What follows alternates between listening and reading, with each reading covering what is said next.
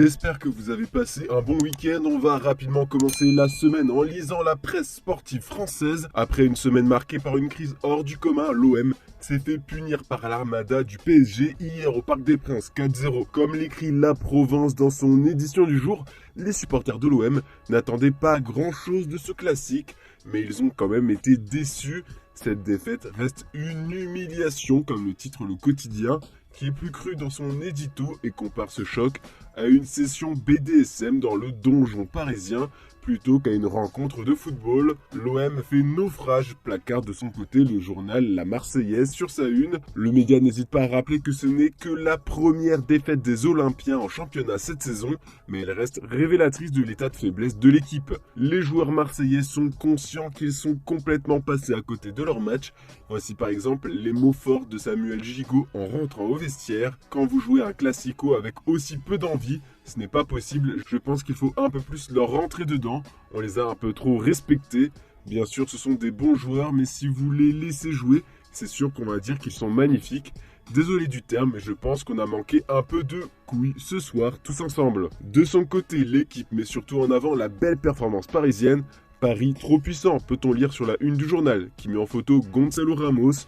Le Portugais a enfin ouvert son compteur but avec un beau doublé, mais ce n'est pas lui. La star la plus brillante du Parc des Princes, c'est Achraf Hakimi. Depuis le début de saison, le Marocain monte en puissance. C'est lui qui a lancé le choc contre l'OM avec un magnifique but sur coup franc. Dans son relevé de notes, le Figaro résume très bien le match. Hakimi délicieux, Unai asphyxié, Aubameyang fantomatique. Et dans ses pages intérieures, le Parisien estime que Paris a donné une leçon aux Phocéens grâce à un tiki-taka façon Barça. Bon, dans ce tableau parisien idyllique, il y a un gros coup dur, la sortie sur blessure de Kylian Mbappé. L'attaquant floqué du numéro 7 serait touché à la cheville gauche. Luis Enrique s'est montré rassurant en conférence de presse et pense qu'il va se rétablir rapidement. Sa sortie était une mesure de précaution. On a aussi eu le droit à un gros choc ce dimanche soir en Espagne. Le derby de Madrid a tenu toutes ses promesses en nous livrant un match à haute intensité. Et 5 jours après sa désillusion vécue face à la Lazio en Ligue des Champions, l'Atlético de Madrid a redressé la barre en s'imposant face à son rival 3-1. Alvaro Morata et Antoine Griezmann ont réalisé un gros match. Le buteur espagnol est mis à l'honneur sur la une de Marca et AS. Les deux médias pointent du doigt le désastre défensif du Real et la soirée malheureuse pour Alaba, responsable de 2 buts.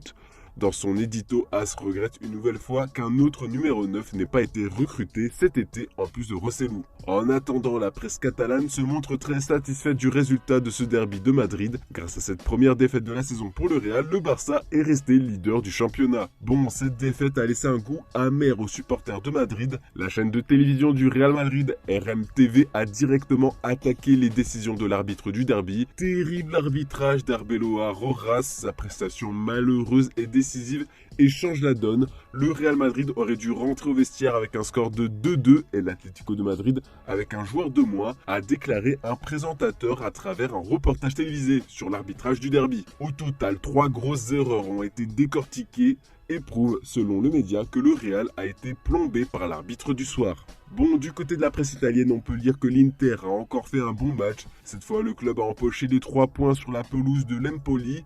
Pour la Gazzetta dello Sport, le club lombard est la seule formation italienne capable de performer et qui peut viser le titre pour l'instant. Les Nerazzurri, invaincus, sont d'ailleurs leaders de Serie A. Mais ce qui fait le plus les gros titres, c'est le mauvais geste d'humeur de Victor Osimhen. Au moment de sa sortie, le Nigérian n'a pas hésité à montrer son mécontentement à Rudy Garcia, effectuant des gestes en sa direction. Napoli sous haute tension, titre le journal au papier rose. Même son de cloche sur la première page du Corriere dello Sport, les médias italiens ne comprennent pas non plus comment Rudy Garcia peut prendre la décision de sortir Osimhen et Kvaratskhelia alors que son équipe peine à trouver le chemin défilé contre Bologne. Les deux formations se sont d'ailleurs quittées sur un match nul 0-0. On va filer en Angleterre, il y a pas mal de choses à lire au pays de Sa Majesté. Et déjà, il faut souligner qu'on a eu le droit à un gros North London Derby. Dominateur, Arsenal n'a pas réussi à battre Tottenham à domicile. Les Spurs ont réussi à arracher le point du nul à l'extérieur. James Maddison a déclaré que ce résultat était la preuve que le club va se débarrasser rapidement de son ancienne étiquette de Spursy sous Ange Postecoglou. Tottenham a pour ambition de s'offrir des titres sous la houlette du manager grec. Et ce qui fait la une du Daily Mirror, c'est l'accident de voiture de Marcus Rashford. Bien installé dans sa Rolls-Royce, l'attaquant anglais a vu sa voiture être fortement endommagée en sortant du centre d'entraînement. Rien de grave pour l'attaquant anglais qui s'est précipité pour aider le conducteur qui l'a percuté. Bruno Fernandes aussi s'est arrêté pour faire les premiers secours. Et dans The Sun, on apprend que 2 clubs anglais sont intéressés par les services d'Adrien Rabiot. D'abord, il y a Manchester United qui a déjà tenté le coup cet été. Eric Ten Hag apprécie son profil et souhaite retenter le coup dès cet hiver s'il ne prolonge pas avec la Juve. Ils vont devoir faire face à la concurrence de Newcastle. Les Magpies, qui ont lourdement battu Sheffield de 8-0 hier, veulent renforcer leur milieu avec le Français qui n'a toujours pas découvert la Première Ligue dans sa carrière. Bon, on va terminer ce tour de la presse européenne en lisant les pages intérieures de Bild. En Allemagne, le transfert d'Harry Kane fait l'unanimité. Comme l'écrit le journal, l'Anglais a parfaitement réussi son ultime test pour devenir un vrai Bavarois, faire l'Oktoberfest. On a le droit à un petit jeu de mots en titre avec la masse qui représente le litre de bière, ce qu'il a bu ce week-end avec ses coéquipiers. Harry Kane est apparu avec un pantalon de cuir et une veste traditionnelle pour la visite de l'Oktoberfest à la tente Beatle. Pour la presse locale, ça vaut plus que ses 3 buts et ses 2 passes décisives lors de la victoire 7-0 contre Bochum. De plus, le Bayern est en tête du classement pour la première fois cette saison. Une bonne raison pour faire la fête avec Kane qui pense déjà à son premier titre. Voilà, c'est tout pour ce lundi. On se retrouve demain matin pour une nouvelle revue de presse.